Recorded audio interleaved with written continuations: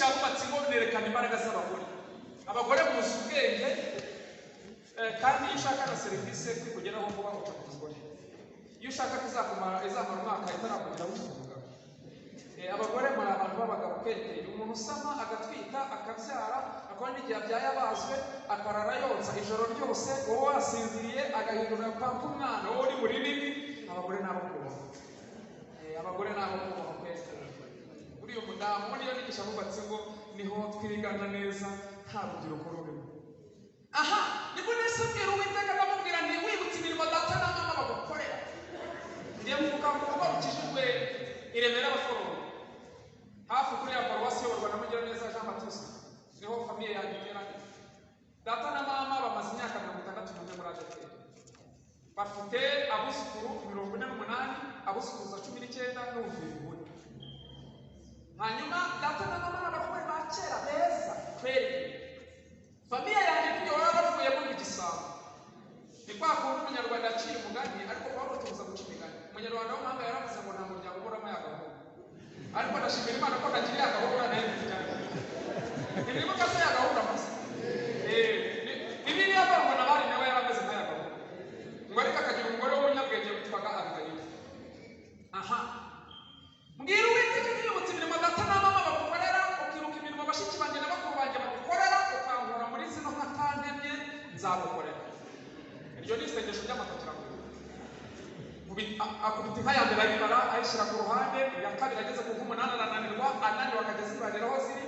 Ndasutama gake ndongera mutera urezidoro mukubita pansi yaniraga mu 8 yabaze mbere sitamye nagaze by'umuntu ugiye kuzikama. Arabara mu mbabazi z'Imana abanyuze. Abwira umugore ati tujya kuryama zose ndabona nini. Bageze mu muryango abwira umugore amubwira ngo ndagiye ariko nambyutse bwa kabiri ndamuca mu kabiri. Bamaje kuryama nurira igipangu mbwira umushoferi nti ati imodoka tukikiga ataza kubona. Ntabwo namwize. Ndashimira Imana ko amaguru yanjye ari mazima ndamovinga nkatwara utuma hirya no hino. Ndashimira Imana ko amaboko yanjye ari mazima. Yesu wakoze iby'imbaraga. Nagera mu muryango watangamo agakiza.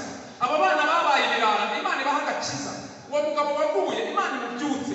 Uwo musaza wawe urara mu kabari Imana imuha agakiza kuko n'Imana ikora bikagaragara. Abo twabanye ku cyiciro cya mbere buri kwese yafashe reka mbabwire umugore wanyifunze kuri ubwo bupagani ngane ku musozo. Kandi tamu ndabanavuye. Ngize umugisha wenda nubwo mwaba nk'agashingura cumu kagutya nagutya. Korara mahoro ntabwo ayamana kera mbese ni akiyobora akiri mwarimu muba mu rusengero rutoya ruto niho nabaherukaga icyo gihe hari ku cyumweru. Aha muri ubwo bupagani bw'indengakamere nenda n'abaswe n'urumogi Kanyanga Mayirungi ubujura bw'indengakamere ariko Yesu andinda ibintu bibiri. Andinda kujya mu bakobwa n'abagore andinda no kumena amaraso. Ubu ibiganza byanjye birera niyo naguzaga kwavu umuntu igihumba kakanyiki. Ni inyamantu barwana niyo madamu mbona arimo kubwira umukozi we burya ngira ubwoba. N'abana banjye ni madamu bahana nta mahane ngira icyo akora kubera ko nanga ibyaha hari igihe ubwiriza ngira ifu ukagira ngo naranga ko nta mahane ngira. Aha ariko nubwo ntangiye mu bagore n'abakobwa ntabwo Yesu nakoze ubukwe bw'imanzi. Aho niho umugore yanyifunze anyifunga afite imyaka 40 afite imyaka 19. Utiye kwifunza ati najyaga mugurira inyama y'iroti n'umwijima aziko nari igisambo ariko kigikira. Aza kunsaba nimero ya telefone arambwira ngo najya muri Imana zanya mpamagara nzigitwaye ndayimu. Ashize n'ikimoro nka 2 arampamagara muri weekend arambaza ngo nihe ndi mu rugo. Ati sufite umwanya guzusure ndawufite. Mu by'ukuri namusuye ntazi ko ari we nyifunge namusuye bisanzwe. Ngo ngereyo nsanga afite umukobwa witwa Batamuriza turaganira bigeze saa 12 za nimugoroba bashaka gutaha.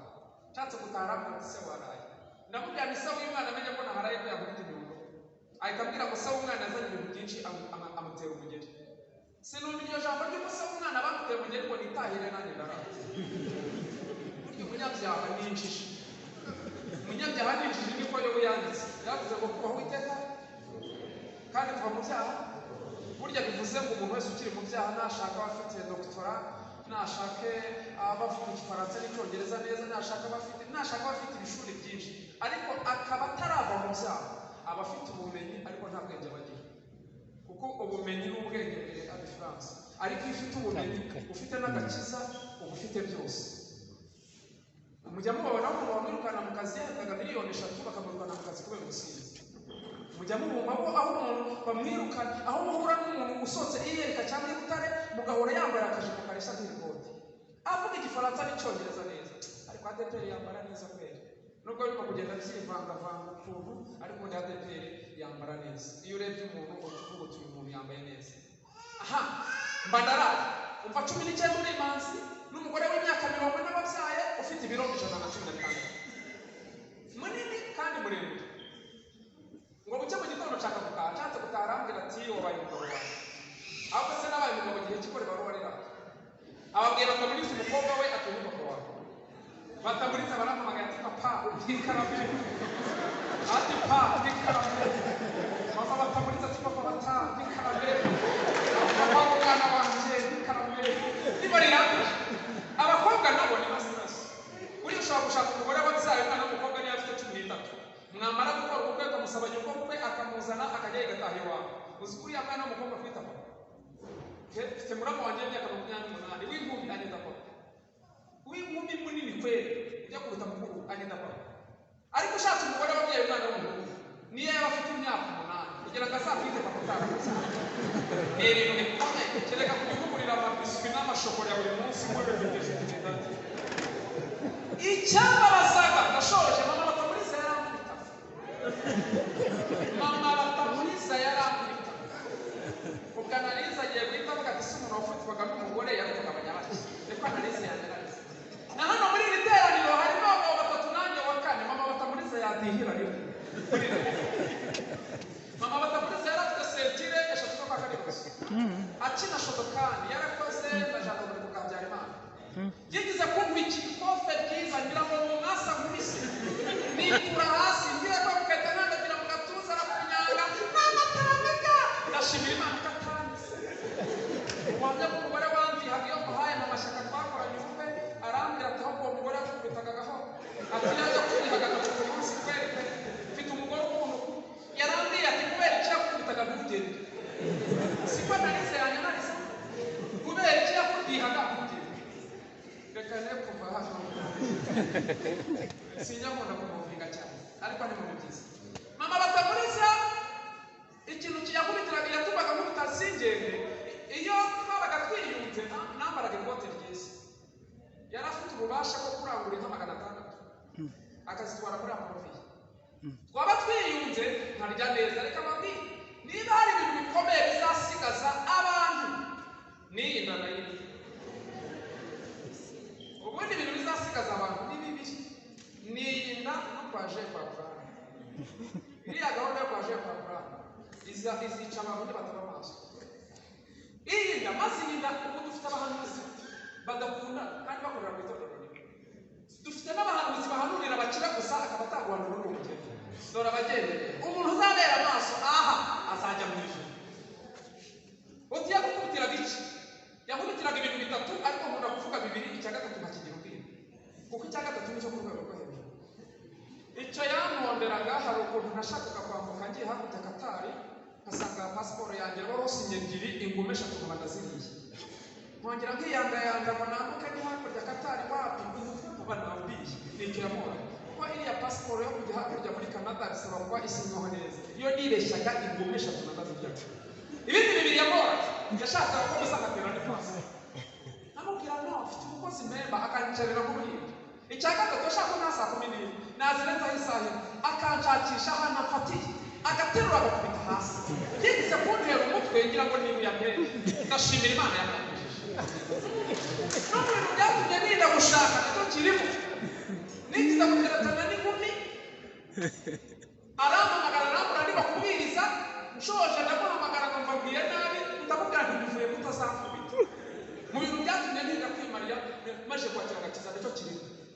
Ugiye kwifunza igihe kingana iki? Nifunze imyaka 2 n'amezi 8. Uti ntabwo mwigize mubyarana se? Ntabwo tugize tubyarana, yari afite ubwenge bw'uko bikigiye bafite. Maje kwakira agakiza ndamureka yaranyifunze n'umugabo wa kane nimaje kwifunga abandi barindwi agutera umutwe ukagira ngo ni umuhina buri wese ndashimira Imana yamuntu n'abashaka bavuga saa tatu bakwigisha inzingo abagabo gusa nta mugore wari urimo ndababaza ngo umugore wawe kose byagenda bite umugabo arambwira ati madamu wanjye akamvuga ati nazacunga ahari nazinga imyenda nk'ingendo kandi n'uyu wabampaga abo bagabo yarakewe kugasanga uyu yampaye urubyiruko ampa abagore ampa amakorari shakorose aha ndamureka kandi nuko Imana itabahaye imbaraga nk'izo tugira iza kubatiza imbaraga nk'izo tugira mwari kujya mutudiha gatatu ku munsi kuko abagabo abenshi bagira amakosa cyane kurusha y'abagore abagabo benshi nabonye aho umugabo ashobora kurya sekatimiri akayakubita hasi yamenya ko umugore yari y'ibihumbi induru akazibuza aransenyeye imitungo yanjye arayimaze yari y'ibihumbi 50 umugore ntakomye umugore ngo yagafanta ka 2 induru ziravuze nabonye aho umugabo ashobora kuvuga umugabo atuma kwesitime 10 umugore afite London nzizo nabonye aho umugabo ashobora kuvuga imiguru y'inkweto irenga 10 iyamace yari mu 50 umugore afite akaguru k'inkweto kandi ayo ni amanyanga ayo ni amakosa abagabo benshi si mwese bagenda bakora ariko dukwiye kubera amaso ubugingo bwacu tukeza munyemerere duhaguruke tumushime tumubwire ngo warakoze